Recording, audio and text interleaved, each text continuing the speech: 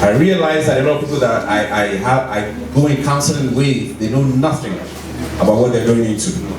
And I make bold to also say that there are people in this room, young people who are in a relationship, just 3 questions, and everything will open up.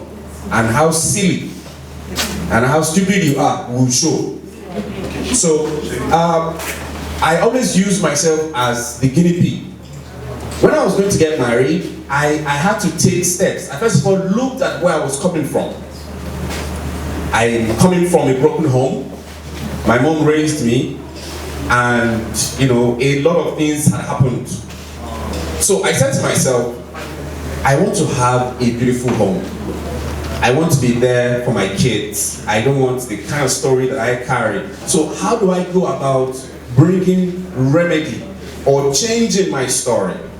That led me to books, led me to trainings, led me to what is called mentoring.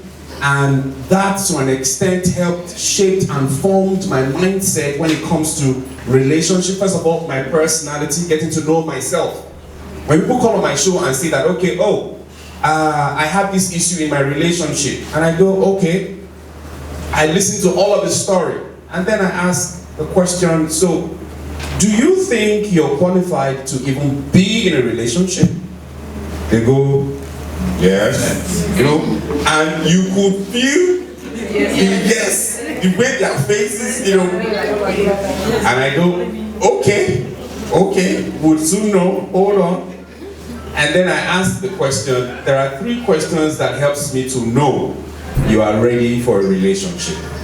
And they say, I'm 35 years old, I live in my own flat, I have saved up money, I'm driving a big car, I can take care of a woman and a kid, I'm taking care of myself, you know, and all of that.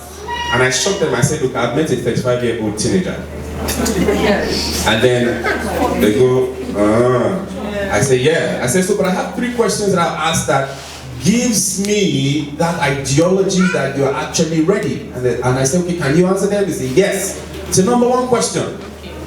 Are you ready? They say, yes. What is your temperament trait?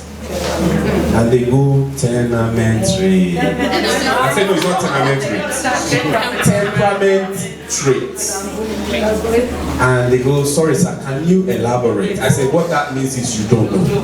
It's not a crime not to know. And it's not a sin. Do you agree? I say, okay, yes, I don't know. I say, good. Second question, what would you say is your love language? I say, love language. I call her honey. And then I go, that's your answer. Final answer, I say yes. I say, good. Number 3 question, what have you discovered is the essence of your being? And then they go, essence of my being. You know that has thrown him or her off balance totally. And then I said, let me help you out. First of all, result to the short test you just did is 0/3. Okay? And it's 0/3 because you didn't answer the questions right. First and foremost, when you are asked about your temperament trait, there are 5 basic, temperaments. And then I quickly run through them, and I go into love language. Love language is not honey or darling or sugar. There's a love language that every human being speaks. God has a love language.